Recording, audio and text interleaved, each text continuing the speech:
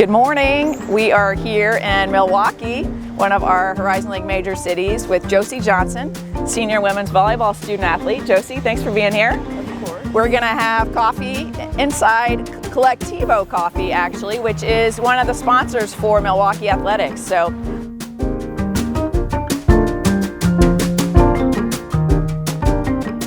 tell us about you first before you start asking me some questions. So I'm a senior at UW Milwaukee. My name is Josie. I am a senior setter on the volleyball team, and I am a communications major, and I minor in business. I chose to do communications because I love to talk. And, Cheers. I love to talk, so that's a plus. And then it's very broad, so I can pick so many different options with it. Yeah. I either want to go into sports because that's in my family. My mom's a head coach, my aunt is a head coach, my cousin's my assistant coach, so all of that plays a factor. So that's my biggest thing, something in sports. And then I'm getting a minor in business too. I don't really know what I'm going to do with that yet, but I feel like that's just good to have. Yeah, absolutely. And congratulations, you've had quite a volleyball career already, and I know this is your fourth season at Milwaukee, and you all are building something really special. Okay, you said it quickly, but your family has some incredible Division I coaches, so can you drill down a little bit more on that? Yeah, so my mom has been a head coach at Milwaukee for 20 plus years. Very accomplished head coach, by the way. Yes. Yeah, very accomplished. Yes. And she basically paved the way for me and my family. She helped my aunt get into coaching, my cousins get into coaching, which really helped, and that really inspired me. My aunt is the head coach at Loyola, Chicago, and she's done a great job there too. Right. So it's really inspiring to see, and that's also why I chose Milwaukee, because of my mom and because I've been around the program since I was a baby. Okay, and we were talking as we were waiting on our coffees. Milwaukee is an awesome city. We talk about the major cities here in the Horizon League. Every time I come to Milwaukee, I feel like I find a different spot like this, a different neighborhood. What's your top 1-2 favorite things to do in Milwaukee besides playing volleyball and going to class? My favorite thing to do in Milwaukee is the beach. I love Bradford and Atwater. Yeah. Atwater is a more secluded beach, and it's so pretty. There's a beautiful view, and I love to go on walks there, especially in the spring when it's getting warmer. That's my favorite. But Bradford's also really fun just to go there with my teammates, my other friends. It's great. I also like finding new coffee shops. Okay. I love coffee. And just like finding new things to do with my friends. That's my favorite part. Okay, this coffee shop, though, is not new to you. You told me. It is new to me, so I'm adding this to my list. Yeah. What's your drink of choice at these coffee shops? Salted caramel iced latte. Okay. It's my favorite. One of my teammates, Natalie, she put me onto it, and I haven't turned back since. Even when it's chilly here in Milwaukee, which we know it can be, Yes. you're still doing ice? Yes. Okay. 100%. All right. That's because you've got the blood here. You're fine with the cold temp. Not a big deal. All right. I love the cold. Okay. Thank you for giving us some background on you. Now I'll turn it over to you. Your turn to ask me questions. Okay. What inspired you to pursue a leadership role in college athletics? Well, like you, I was fortunate to play college sports, and I played basketball in Division III, so not the Division I elite level you are, but definitely had an extraordinary experience. And also, I loved it. I loved being around sports, and I love the impact that college sports can have on you, your teammates, and I call it the leadership lab, because I think you can go to class and learn incredible things. You can be involved in activities, but I don't know that there's anything that compares to what happens when you're on the court or in the pool or on the field, whatever your sport is, where you really learn some incredible leadership skills. So that was the why, but I'll tell you, I didn't really know, like you do, that there were all these different careers in sports when I was in college. I was graduating. My college coach handed me an application that she thought was for an NCAA postgraduate scholarship because I was going to law school was my plan. Underneath that, just by chance, was an application to the NCAA National Office Internship Program, which we should talk about offline. But as I read that, I was like, holy cow, you can apply, go to the NCAA National Office and do a year-long paid internship. This sounds like a really good thing to do now instead of continuing and going straight to law school. So I was fortunate. I applied to both, and I was fortunate that the NCAA ended up, after going through an interview process, I got to be an intern, and then I realized, wow, there's so many different careers in sports. Wow. So where did you start from? After the internship program, where did you go from there? Well, not very far, because when I started at the NCAA, the headquarters were in Kansas City, and right after I started as an intern, they made the announcement they were moving the entire operation to Indianapolis. So it was like a study in change management. I don't know if they've ever had you read Who Moved My Cheese in your business classes, but that's it's like an old school change management about two mice and someone's moving their cheese and it's upsetting them. So they gave this book to everybody because we were supposed to learn how to essentially manage through this major change of your workplaces moving across several states to Indianapolis. I was 21, 22 at the time and thought it was the best thing ever. Indy seemed like a great place to go. Yeah. And all the interns were excited about it. A lot of other people, their homes and their families were in Kansas City. So 2/3 of the people said, we're not moving. A third of us moved, and then there was a lot of opportunity from there. So it was a good time to be an intern because there were a lot of open jobs. Yeah. So that's why I ended up staying there for some time. Okay. Yeah. Wow. My next question is, where do you see the conference in 5 years, and how are you steering it towards that vision? I love that question. We just had a staff retreat last week, and then we just met with the council, which is our athletics directors, SWA, FAR, student athlete chairs, and then our board, and all last week to talk about the plans for this upcoming year. What are our big strategic priorities? And one of those is to start to map out what we're calling our 2030 plan. So maybe, yeah, I guess that's 5 years. It was 2025, right? So where do we want to be as a Horizon League in 2030?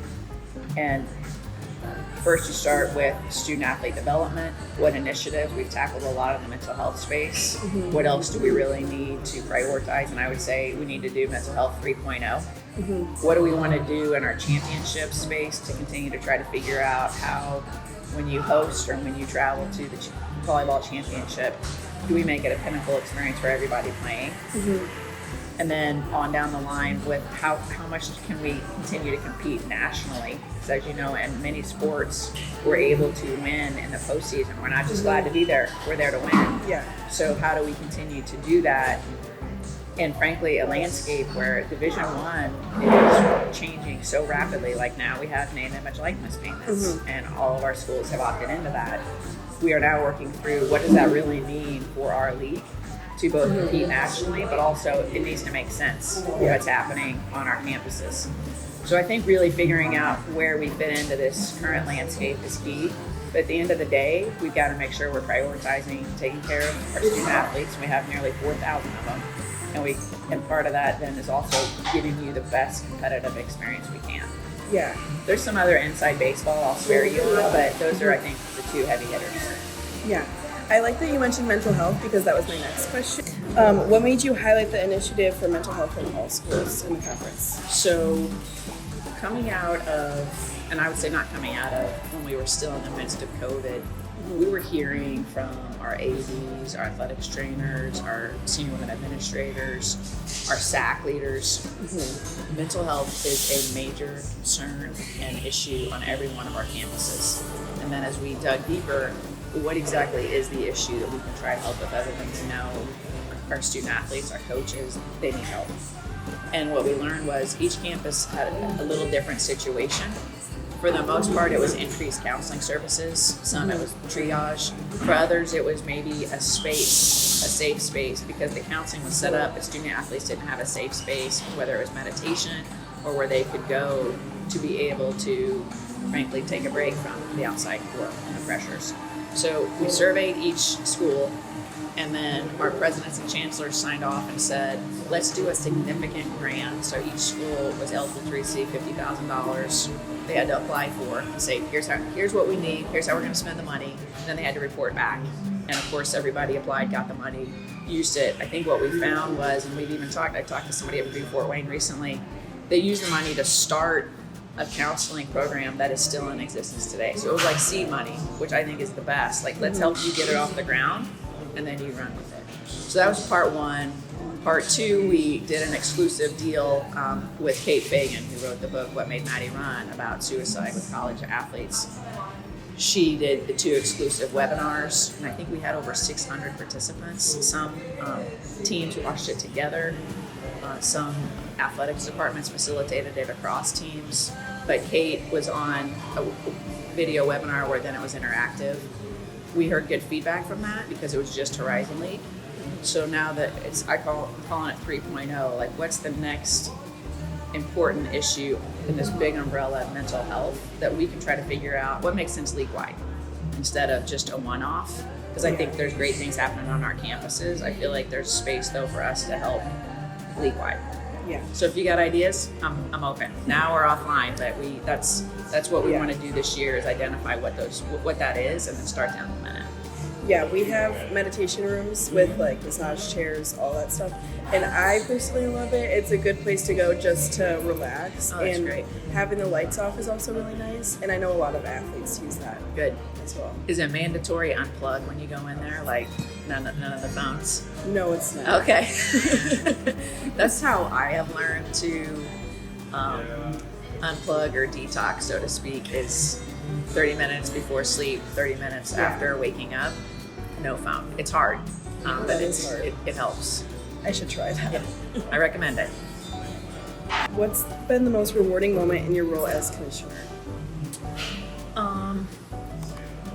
Well, I mean, this isn't rewarding in terms of I don't feel like I did anything, but it's really fun to be there at championships during the trophy presentations and celebrating the winning team, because it's not just the regular season, it's now they've won the tournament.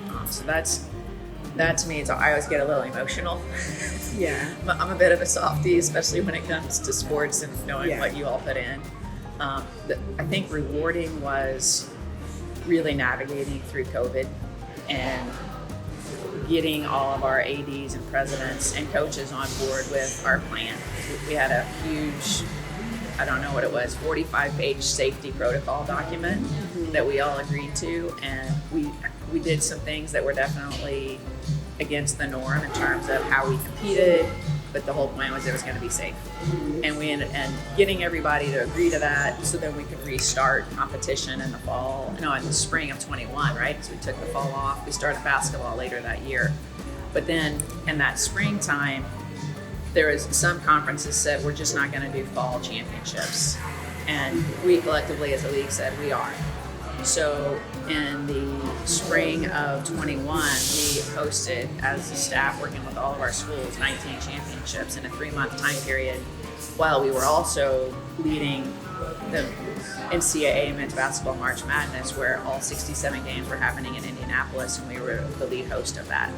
Like, I lived in Lucas Oil Stadium for 3 weeks, while also being concerned about our swimming championship, our indoor track, and going back and forth, all with a mask and getting tested every day. Like, it was, but we did it, and we were able to play all of our championships, so you all could have that experience. I know it's predate you, but so that group of student athletes weren't, they still got to have their senior season, even if it wasn't ideal. Yeah, I think that's also really important, because I've heard other people's stories about how they couldn't play, and being able to with you doing that is really amazing. It was key. And I credit our ADs, our presidents, chancellors, they were all like, we're going to figure this out. It wasn't perfect. However, it was better than it was definitely improved from not having the opportunity. Yeah. Yeah. So I was wondering what your everyday looks like. What do you do on an everyday basis? Well, there's days, I'll give you kind of the 2 paths, because there's days like this where I'm traveling on campus for campus visits, which I try to go to every campus probably twice a year, once on a visit where there's not competition happening, and I get to meet with presidents, chancellors, athletics directors, coaches. Like yesterday, I was in Green Bay, and there were some scheduled meetings, some unscheduled meetings, where I just get to walk around the athletics department and say hi to folks. And then really hear and learn from them. Hey, what are your major challenges right now going on campus? And athletics, outside of athletics, because it helps me understand, one, how can we help, but two, all the other pressures they're dealing with. And so I really like when you go, those are long days. Yeah. Like yesterday, I think Bridget and I got up at, I don't know, the plane left at 7, so I think we got up at 4:30 to get to the airport, fly to Green Bay, do a whole day of visits, and then drive to Milwaukee last night, where I got to take Chancellor Money out to dinner because he's retiring and he's been an incredible leader in the Horizon League. So that's the other good thing is like when I go to campuses, I just get to meet with all these incredible people that are leaders in our league. So yesterday was a long day, and then today get up early and get to meet you for coffee, and then I'm going to go do orientation with your new chancellor, who I'm excited to meet, and then I'll go to the athletics department and say hi to some folks. So the campus visits are full days because when I'm there, I want to try to maximize the time. And then during basketball seasons and championship seasons, I'm definitely back out on the road. I try to hit every championship for at least a day. And then I try to go to every campus during basketball season to catch at least a game. So there's a lot of travel. When I'm not doing that, I'm in Indy, and we've got a lot of meetings in office where we're talking about our communication strategy, NCAA issues, which are a lot right now. There's a lot. We're basically running a small nonprofit, so there's a lot of financial issues. Like our auditors come in the office in a couple weeks to do their whole financial audit. So there's just the business stuff that your minor in business would come in handy for. and then in Indy, I'm also on a couple different boards in the sports space. So I spend a lot of time going to meetings around the city because Indy's on fire right now from a sports strategy standpoint, which I love. I love to be a part of that. Yeah. And on top of that, I do have 2 daughters and a husband and a dog who I obviously love, and I get to go to all of their activities and try to plan everything around what's going on in their lives. You have a very busy schedule. Yeah, it's full. Yeah. Okay. My last question is, what advice would you give young women who aspire to work in the sports administration? Go for it. I have a t-shirt that says, "Women leaders belong in every room." And I think we need to keep reminding ourselves of that. And I think also, so one is you've got the skills. Don't worry about, I haven't done this, I haven't done that. You'll figure it out. So go for it if you've got the passion and the interest. And then 2, make sure you've got mentors and build those relationships. When I was an intern at the NCAA, people would say, it's all about relationships. And I frankly didn't believe them. I thought you just got to work hard and things will take care of themselves. You do have to work hard. And you want to build meaningful relationships along the way because A, it's fun. But B, then you can help people out and they can help you out as you're moving down your path. Yeah. Thank you. Yeah, thank you. I appreciate your time. It's been fun. It has. Thank you.